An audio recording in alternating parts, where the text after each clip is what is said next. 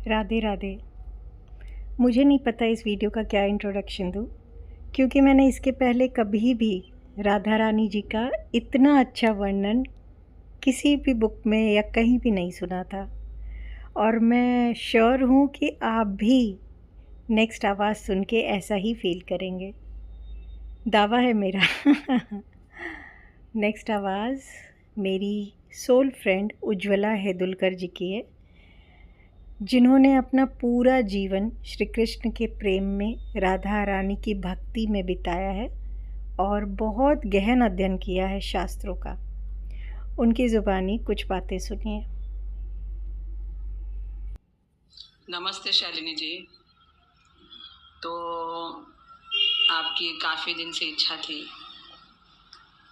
राधा रानी के बारे में जानने की, तो आज मैं राधा रानी की कृपा से उनके बारे में 2 शब्द बोलूँगी, बिकॉज़ वो इतनी अनंत है, असीम है कि हम उनके बारे में क्या ही बोले। मगर आपके जैसे शुद्ध भक्तों की जब इच्छा होती है तो भगवान अपने आप को प्रकट करते हैं। तो श्रीमती राधा रानी जो है वो कोई साधारण देवी नहीं है। जैसे जो यहाँ पे जो देवी देवता होती है, इस जगत के देवी देवता है। जो हमारा ब्रह्मांड है, 14 भुवन का ब्रह्मांड है। फिर 14 भुवन के ऊपर जो गोलोक वृंदावन है, वो इस 14 भुवन में नहीं आता। 14 भुवन में एक शिवलोक आता है, ब्रह्मलोक आता है, वैकुंठ आता है। ऐसे अनंत ब्रह्मांड है, अनंत वैकुंठ है, अनंत शिवलोक है। मगर जो गोलोक वृंदावन है वो एक ही है, वो अनंत नहीं है, वो एक ही है। और ये सारे जो वैकुंठ सारे जो ब्रह्मांड है, ये गोलोक के कोने में समा सकते हैं, इतना बड़ा गोलोक है। तो जो गोलोक वृंदावन है वो केवल और केवल कृष्ण और जो कृष्ण से प्रेम करते हैं उन लोगों का है। तो जो कृष्ण है पूर्ण पुरुषोत्तम है। पूर्ण पुरुषोत्तम मतलब पुरुष है, पूर्ण। जो पूर्ण पुरुष होता है उसके पास सभी आकर्षित होते हैं। वैसे जो राधा रानी है पूर्ण स्त्री है, पूर्ण फेमिनाइन। इसलिए उसमें ममत्व ज़्यादा है, दयालुता ज़्यादा है, हर चीज़ कृष्ण से ज़्यादा है, क्योंकि वो पूर्ण स्त्री है। जैसे कृष्ण का एक नाम है पूर्ण पुरुषोत्तम भगवान, तो राधा रानी पूर्ण स्त्री है। और ये कैसे प्रकट हुई? ये पहले से नित्य है, ये प्रकट होने की ज़रूरत नहीं, ये पहले से नित्य है। मगर अलग अलग पुराणों में, अलग अलग शास्त्रों में इसका वर्णन आया है, क्योंकि जीवात्मा जानना चाहता है। तो जब कृष्ण एक बार आईने के सामने खड़े थे और उन्होंने अपने आप को देखा तो बहुत सुंदर लगे। तो उन्होंने कहा कि अगर मैं पुरुष रूप में इतना सुंदर हूँ तो मैं स्त्री रूप में कैसा दिखता हूँ, मैं स्त्री रूप में कैसा कितना सुंदर होगा। ये सोचते ही उनके बॉडी से एक स्त्री बाहर आई, उनके अंतरात्मा से एक शक्ति बाहर निकली।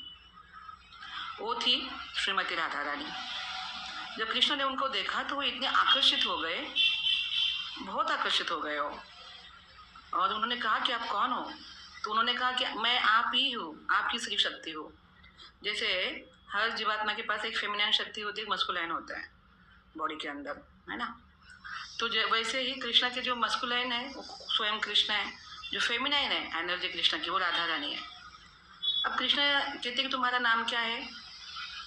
तभी वहाँ पे उस जो राधा रानी उनके शरीर से निकली थी, उनको कृष्ण को हैप्पीनेस देना था, उनको खुशियाँ देनी थी। तो उन्होंने एक अपने हृदय से एक रासलीला का मंच तैयार किया और वहाँ पे वो फूल कृष्ण को ऑफर करना चाहती थी। इसलिए फूल तोड़ने के लिए वो भागी, दौड़ी हो।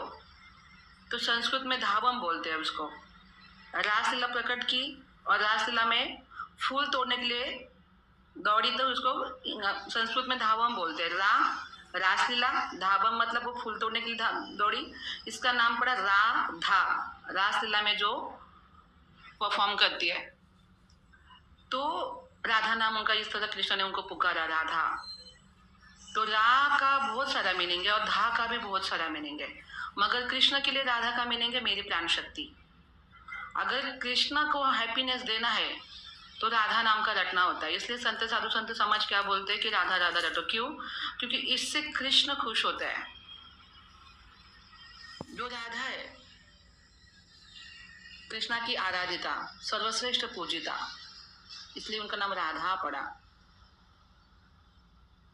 तो राधा शब्द ये इस दुनिया का नहीं है, इस धरती का नहीं है। ये 14 भुवन है, नीचे 7 लोग है, ऊपर 7 लोग है, बीच में हमारी 7 नंबर पे धरती आती है। ये 14 भुवन में ये जो वर्ल्ड है राधा, इस भुवन का नहीं है, किसी ब्रह्मांड का ये नाम नहीं है। ये जो नाम है इस साक्षात गोलोक से आया हुआ राधा रानी का स्वयं नाम है। और राधा और जो व्यक्ति है राधा रानी, उसमें कोई फर्क नहीं है, कोई फर्क नहीं है। नाम और नामी एक ही है। और जब किसी सोल को अगर इस प्लैनेट से मुक्त होना है, तो जब वो राधा का जो नाम है और उस राधा और राधा का नाम अलग नहीं समझ के एक समझ के उसका जाप करेगा कि यह स्वयं राधा रानी ही है, तो उसकी तुरंत मुक्ति हो जाती है। क्योंकि हम लोग जाप तो करते हैं मगर कृष्ण को उसके नाम को अलग समझते हैं।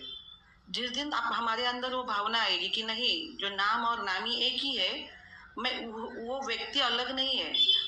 जैसे जो जो भगवान के नाम होते हैं भगवान उस तरह होते हैं।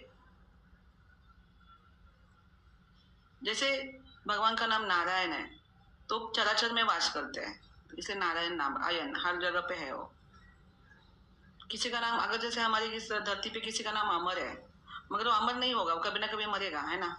मगर भगवान का नाम अगर अमरनाथ है तो वो अमर ही है, वो कभी नहीं मरते। तो जो भगवान का नाम है वही उनके अंदर गुण होते हैं। तो श्री कृष्ण, इसका अर्थ क्या होता है? सर्वाकर्षक पुरुष। तो है वो सर्वाकर्षक पुरुष। वैसे राधा सर्वश्रेष्ठ आराधिका, तो वो सर्वश्रेष्ठ आराधिका है, कृष्ण को सबसे ज्यादा वो खुशियां देती है, इसलिए उनका नाम पड़ा राधा। तो राधा रानी जो है वो गोलोक वृंदावन में महारानी है और कृष्ण के प्राण शक्ति है।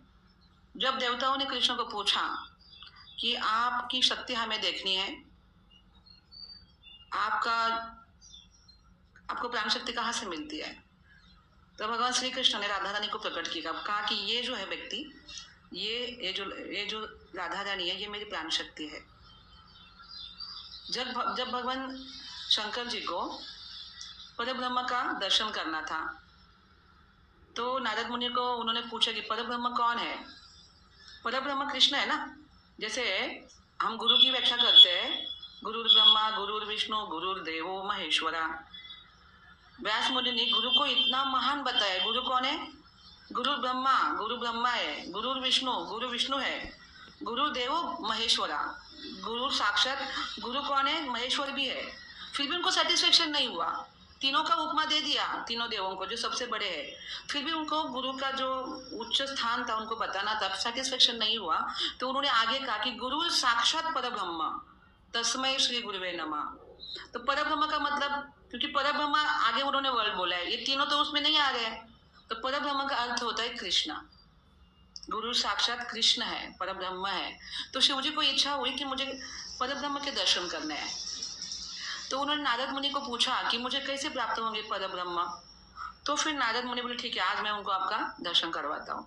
फिर नारद मुनि उनको लेके गए श्री वृंदावन के एक यमुना के किनारे एक पेड़ के नीचे एक 13-14 वर्ष के एक लड़का लड़की वहां पे डाली पे बैठी थी और एक दूसरे के साथ ऐसे कुछ बातें कर रही थी। तो उन्होंने कहा कि यही परब्रह्म है। तो शिव जी बोले ये परब्रह्म है? बोले हाँ बिल्कुल यही परब्रह्म है, भगवान श्री कृष्ण। तो फिर कृष्ण ने उनकी तरफ देखा और अपना साक्षात ऐश्वर्य प्रकट किया। श्रीमती राधा रानी के साथ अष्ट सखी, अष्ट कमल, पूरा ऐश्वर्य गोलोक का उन्होंने दिखाया उनको। शिवजी महाराज एकदम गदगद हो गए, उनके चरणों में गिर पड़े। बोले, कृष्ण बोले कि आपको जो चाहिए मांग सकते हैं। उन्होंने कहा कि मुझे आपकी सर्वश्रेष्ठ भक्ति प्रदान करिए। तो उन्होंने कहा कि आज मैं तुम्हें एक गुप्त बात बताता हूँ। वो क्या है? ये जो है ना श्रीमती राधा रानी, जो मेरी संगिनी है, मेरी प्राण शक्ति है, जो श्री रूप में मैं ही खुद हूँ। अगर कोई मेरे साथ इनकी अगर भक्ति करता है तो मैं उनको गोलोक वृंदावन देता हूँ। अगर कोई सिर्फ मेरी भक्ति करेगा और इनकी भक्ति नहीं करेगा तो मैं उनको गोलोक वृंदावन नहीं दे सकता। मैं उनको मोक्ष दे सकता हूँ, मगर मेरा जो धाम है परम धाम वो नहीं दे सकता। मगर अगर कोई जीवात्मा मेरी भक्ति ना भी करे और केवल मेरी प्रिया की, मेरी जो राधा रानी उनकी भक्ति करे, तो उनको साक्षात गोलोक धाम मिलता है और निकुंज में उनकी सेवा मिलती है, सर्वश्रेष्ठ पद उसको ऑफर होता है। तो मुझे हे शिव, मुझे मेरे प्राणों से भी ज्यादा प्रिय श्रीमती राधा रानी है। मैं बहुत प्रेम करता हूँ श्रीमती राधा रानी से, तो आज मैं तुम्हें श्रीमती राधा रानी की भक्ति प्रदान करता हूँ। इसलिए शिव तत्व को राधा तत्व भी कहा गया है। इसीलिए शिवजी महाराज जी ने राधा रानी के ऊपर कितने सारे स्तोत्र लिखे। कृपा कटाक्ष, राधा कृपा कटाक्ष सबसे पावरफुल स्तोत्र है जो शिवजी महाराज ने लिखा है, शिवजी ने लिखा है। वो राधा सहस्र नामावली शिवजी ने लिखा है। राधा तंत्र ये भी शिवजी ने लिखा है। शिवजी ने राधा रानी के ऊपर कितनी व्याख्या की। माता पार्वती जानना चाहती थी कि राधा कौन है, मुझे राधा के बारे में बताओ। किसी को नहीं पता था राधा रानी के बारे में। फिर शिवजी ने श्री कृष्ण से अनुमति दी कि मुझे बताने की अनुमति दीजिए, मैं माँ पार्वती से सब बताना चाहता हूँ। तो उन्होंने कहा कि ज्यादा नहीं बताना है, जितना वो पूछेगी उतना ही बताना, क्योंकि ये जो मेरी श्री रूप है ये बहुत ज्यादा दयालु है, बहुत ज्यादा इसके अंदर ममत्व है, और ये चांडाल के ऊपर भी कृपा करेगी। ये छोटे से छोटे नाले में पड़े हुए कीड़े के ऊपर भी कृपा कर सकती, इतनी दयालुता इनके अंदर भरी हुई है। ये साधारण नहीं है। अगर मैंने इनको दुनिया का परिचय करा दिया तो ये सभी जीवात्माओं को मुक्ति दे सकती है। फिर सृष्टि चलेगी कैसे? इतनी दयालुता, इतनी करुणता है उनके अंदर कि ये हर जीवात्मा के ऊपर कृपा कर सकती है, और इसीलिए मैंने इनको छिपा के रखा है। केवल और केवल मैं उन्हीं लोगों को इनका परिचय करवाता हूँ जो मेरी अच्छी तरह से पूजा भक्ति करते हैं, जो मुझे पसंद है। जो जीवात्मा, जो भक्त मुझे बहुत पसंद आते हैं, मैं उन्हीं को मेरे श्रीमती राधा रानी का परिचय करवाता हूँ। इसलिए श्रीमती राधा रानी जो है अब तक लोगों को इतनी समझ में नहीं आई, और लोगों ने, जो अधर्मी लोग हैं, उन्होंने अपनी तरफ से उनकी कुछ भी धारणाएं बनाई। तो ये सब बहुत गलत है। राधा रानी जैसे कृष्ण है वैसी वो स्वयं ईश्वरी है, सनातनी है, साक्षात वो भी परमात्मा स्वरूप हृदय में स्थित होती है। शक्ति और शक्तिमान को शक्ति के सिवा कोई फायदा नहीं होता। अगर उसके पास वो शक्ति नहीं तो शक्तिमान कहाँ का? राधा रानी वो शक्ति है जो कृष्ण उसको धारण करते हैं। दोनों ही एक दूसरे के सिवा अधूरे हैं।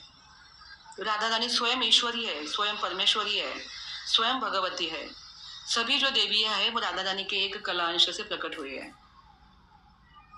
इसलिए शिवजी स्वयं उनका राधा कृपा कटाक्ष में बोलते मखेश्वरी, क्रियेश्वरी, स्वधेश्वरी, सुरेश्वरी, त्रिवेद भारतीश्वरी, प्रमाण शासनेश्वरी, रमेश्वरी, क्षमेश्वरी, प्रमोद काननेश्वरी, ब्रजेश्वरी, ब्रजाधिपेशी, राधिके नमोस्तुते। राधा रानी तुम रमेश्वरी हो, रमा भी तुम्हारे अंदर से निकली है। ये जो इंद्रानी है, ये जो शक्तियां है, वो सब तुम्हारे कलांश से निकली हुई है। तुम्हारे जो नाखून है, उस नाखून के नीचे सभी प्रकार के ब्रह्मांड खड़े हैं। तुम्हारे जो चरणों के जो नुपुर है, जो पायल है, उसकी जो धुन है वो वेदों के गीत है। इस तरह राधा रानी की महिमा बताई गई है, और हम जैसे जीवात्मा को अभी तो पता ही नहीं की वो चीज, क्योंकि हमें पिक्चरों में जो दिखाया जाता है वही हम समझते हैं कि राधा रानी कृष्ण से बड़ी है, वो तो उसकी पत्नी बनी नहीं, वो तो उसकी है। कितनी गलत धारणाएं हमारे शास्त्रों के खिलाफ बनाई गई है अधर्मी लोगों ने, क्योंकि कलयुग है, कलयुग का ये प्रभाव है, इसमें कुछ नहीं कर सकते। मगर जो जीवात्मा सच्ची हृदय से अगर कभी परमात्मा को बोलता है कि भगवान मुझे आपको देखना है, मुझे आपकी शक्ति को देखना है, तभी सही लोग उनके जीवन में आते हैं और सही उनको जानकारी मिलती है भगवान के बारे में। आज ये जो वीडियो आपका सामने आया हुआ है, ये शालिनी जी की कितने दिनों से उनकी जो प्रेयर्स थी, उनकी बहुत दिनों से उन्होंने रिक्वेस्ट किया था, और उनकी दिल से इच्छा थी कि राधा रानी के बारे में कुछ तो बताइए। और केवल उनके जो हृदय में जो बहुत सारी आतुरता थी, इसकी वजह से आज ये वीडियो आपके पास पहुंचा है। तो सबसे बड़ा जो आप अगर थैंक यू किसी को बोलेंगे तो शालिनी जी को बोलना चाहिए, क्योंकि उन्हीं की वजह से आज ये वीडियो आपके पास आया हुआ है। आगे राधा रानी के बारे में और हम भी चर्चा करेंगे। उनकी कृपा प्राप्त कैसे करते हैं, कौन से उनका नाम जप करना चाहिए, कैसे वो खुश होती है, वो क्या क्या चीज़ें करने से खुश होती है। बहुत सारी चीज़ें हैं जो शास्त्रों में लिखी हुई है, पुराणों में लिखी हुई है, जो आपके सामने धीरे धीरे आ सकती है। अगर आप कमेंट में बताइए, अगर आगे भी आपको जानना है तो आप शालिनी जी से कमेंट में रिक्वेस्ट कर सकते हैं। तो बहुत बहुत धन्यवाद। आपका बहुत ही दिल से धन्यवाद उज्ज्वला जी, इतने डिवाइन तरीके से हमारी राधा रानी को समझाने के लिए। जो भी मेरे इस वीडियो को सुन रहा है, उन सबसे रिक्वेस्ट करूँगी कि कमेंट सेक्शन में लिखकर राधा रानी से अर्ज़ी लगाइए हमारी उज्ज्वला हेदुलकर जी के सोल के कल्याण के लिए। तो एक साथ सब मिलके बोलते हैं राधे राधे, और साथ में सोल लेवल पे उज्ज्वला जी को ब्लेस करते हैं, उनकी आत्मा का कल्याण हो। राधा रानी उन पर बरस के कृपा करें। राधे राधे।